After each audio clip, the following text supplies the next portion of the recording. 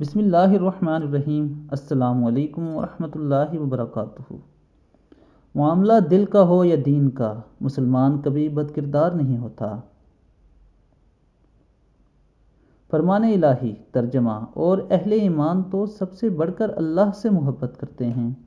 فرمان رسول صلی اللہ علیہ وآلہ وسلم ہے: تم میں سے کوئی بھی اس وقت تک مومن نہیں ہوتا جب تک کہ میں محمد صلی اللہ علیہ وآلہ وسلم اس کے نزدیک اس کے والدین، اولاد اور دنیا کے ہر انسان سے بڑھ کر محبوب نہ ہو جاؤں۔